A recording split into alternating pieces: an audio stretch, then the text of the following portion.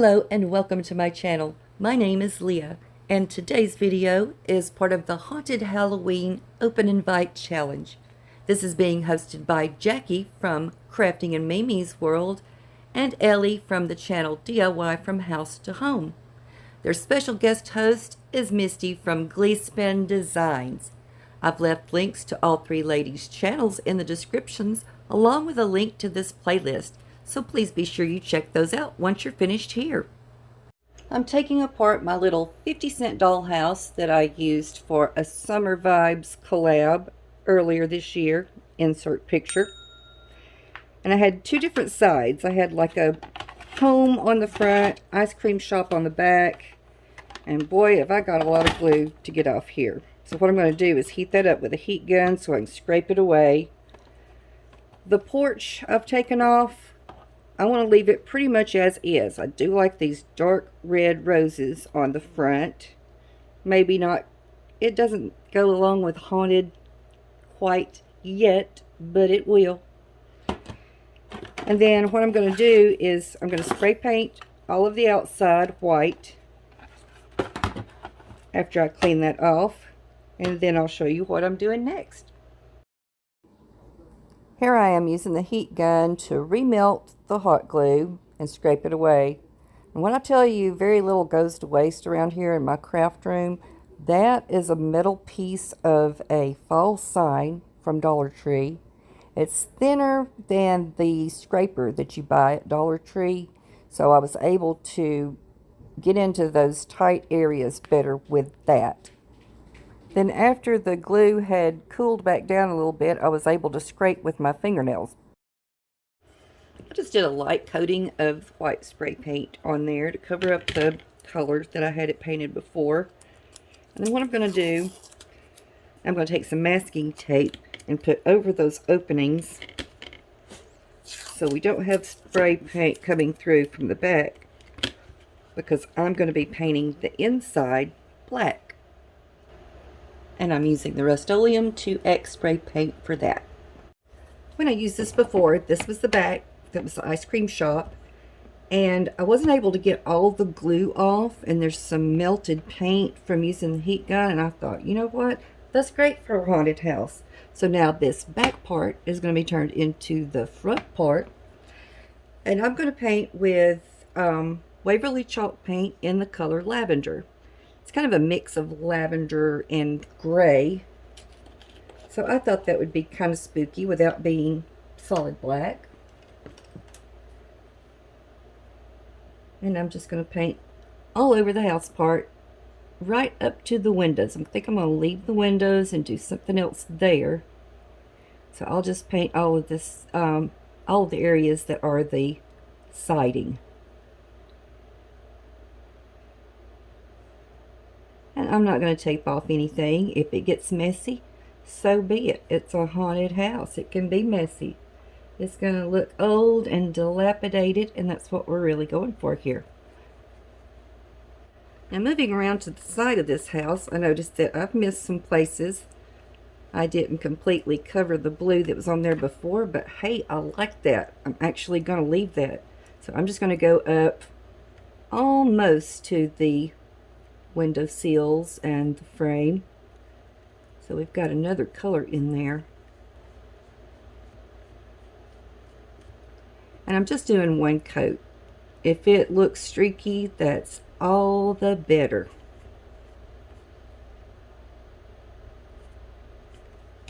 Moving right along, I like the streakiness here. I'm going to use the color Steel in Waverly chalk paint to paint the doors and the windows and trim. I may or may not do the roof with this. I haven't quite decided yet, which is par for the course. Usually I make things up as I go along. You find out in real time what I'm thinking. And again, not worried about taping it off. Only doing one coat and just letting it be messy and streaky and old looking. I'm just going to tap the windows because they're sitting out further than the house. Well, they're not flush with the house, I should say. So I'm just going to put a little bit of paint on my brush and kind of tap those to get the color on.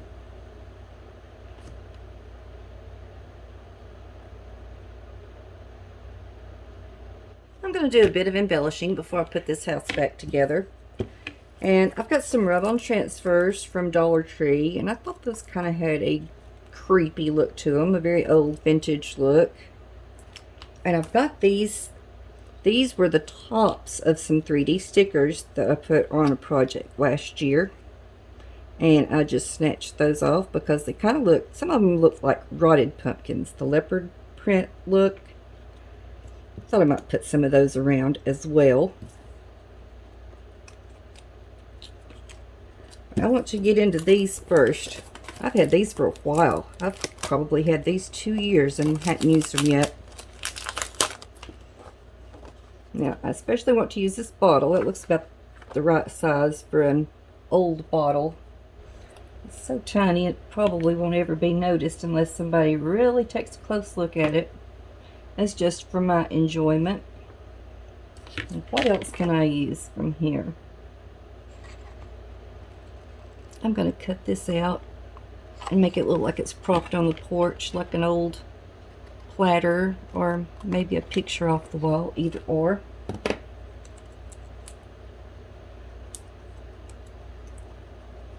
And I'll stick it over here.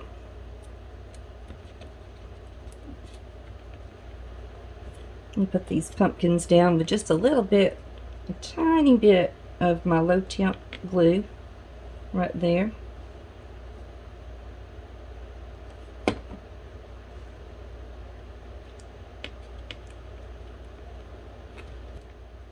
And this is a stem from a faux apple. Did a project over the weekend with those and saved the stems for just such an occasion. Didn't know I was actually going to get to use them, but I saved them anyway. So I'll glue that on the top of that pumpkin there. Yeah, it's a little bit big, but oh well. That's fine. Maybe somebody left a lot of vine on it when they cut it down. I also have this little pack of foam stickers from Dollar General. And I thought I would put a little ghost.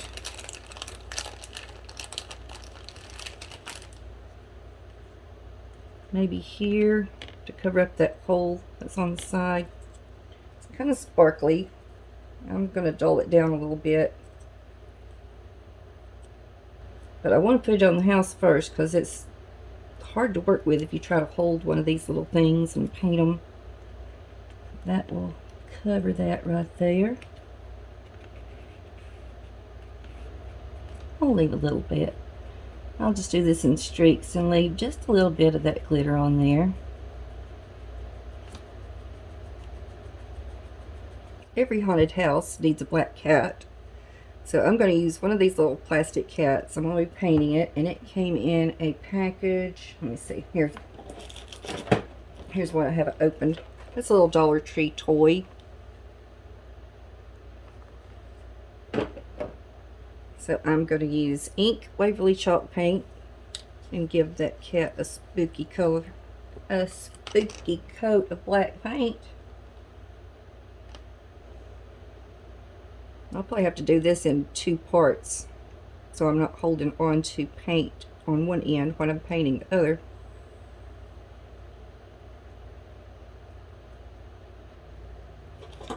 Now for the porch on this house, I did a little bit of the steel color on the roof.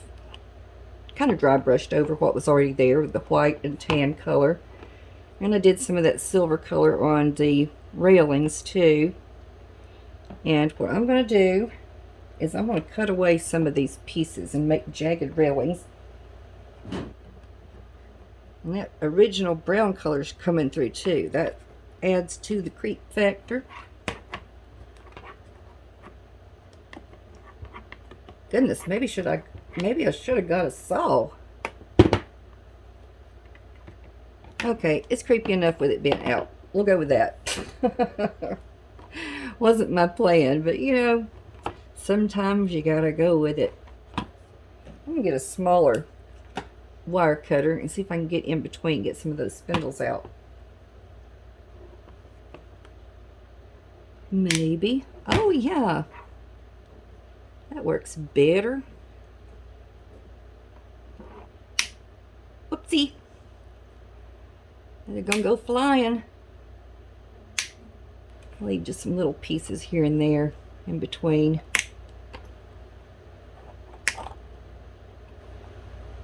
And that's the side. We're going to do something to the front too. I wonder if it'll cut through that. Yeah, it cut through better than my other needle nose plier clippers. So I'll get a whole section of this out. Like so. And maybe, yeah, let's take out that piece of spindle, or just let it hang over. Yeah, we'll let it hang over like that. Like the shingles have fallen off. There we go. Okay, well, I've got my glue gun heated up. I might as well start putting this back together. I'll go ahead and glue this porch on, but I am not going to glue the bottom. I'm just doing this part. I'm not gluing the bottom part because I want to be able to lift up the house and put some lights in there. So I'll just get this where it should be and add little globs of glue, and then I can go back over that with the lavender paint if I need to, or black or whatever. I went ahead and added some black paint to where I had cut away some of the shingles or the cedar shakes or whatever, and where I cut out some railings, and then just added some spots here and there. The glue that was showing, I painted a little black over that too, just to look like some wood rot here and there. Now I've got some bats, and I want them to look like they're flying out of this hole in the roof. So I'm going to put them on some wire, and I can just glue them back to back like so, because they're the same on both sides. So I'm going to get a little piece of wire. I actually have some nearby that I took off of a project I did kind of recently. Put that one down, and then glue this other, I will stick this other one on the back of that. Try to light it up.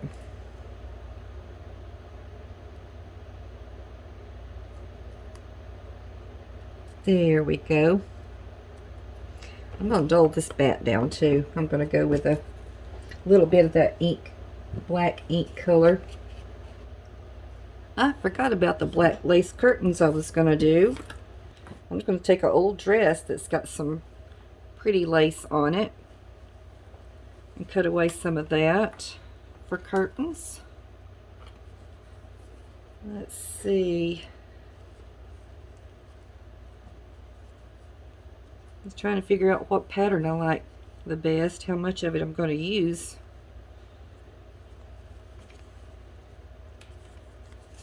Well, I think I like this right here, the kind of scallop look. I'm going to cut from the shoulder there. And I won't put them in every window. I'll just put it in a couple of windows at the upper part of the house.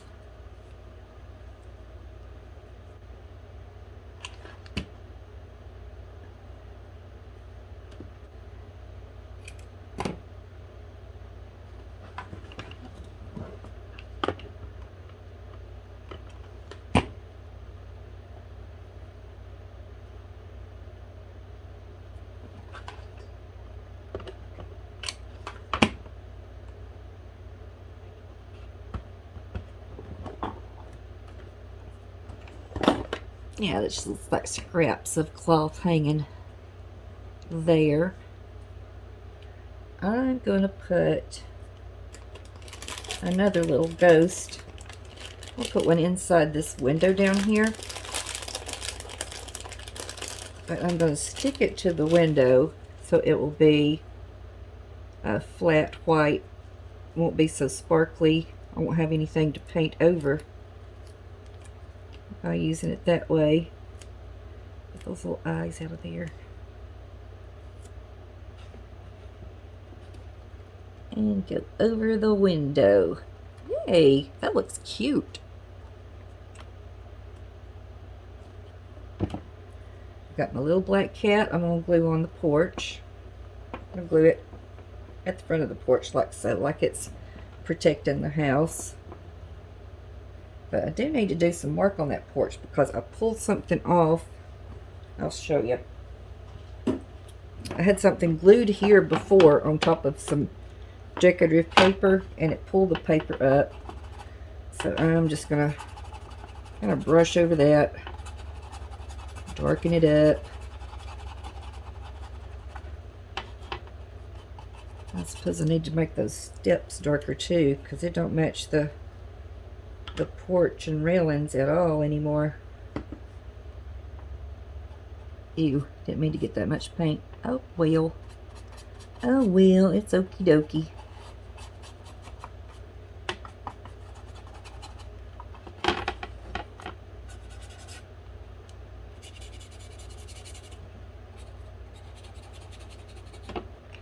Gluing a little cat right there.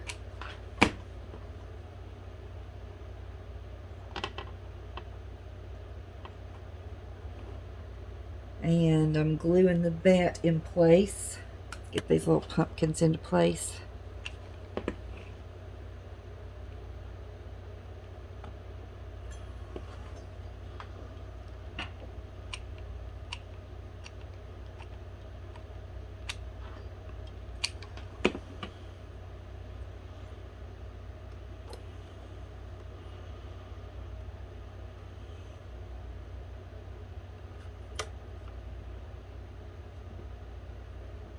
Just like it was made for it. Fits perfect. One more creepy factor. Can't think of anything scarier than a giant spider. So I'll glue that on.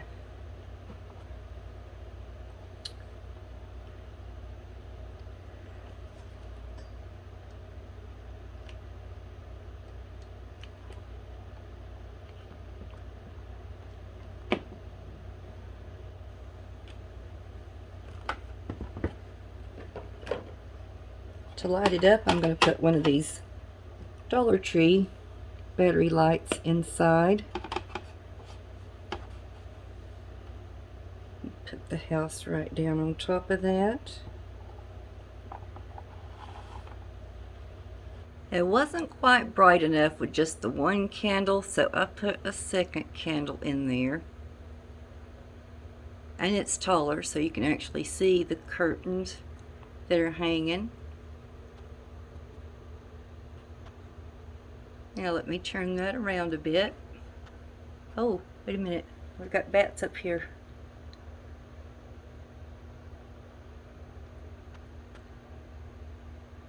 There's the side of the house. And I left all the glue strings because I've got a giant spider there that's leaving silks behind. There's the back of the house.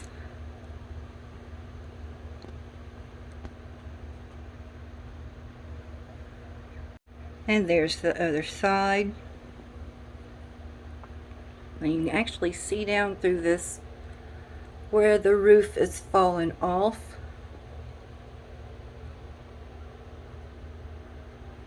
So how y'all like my haunted house?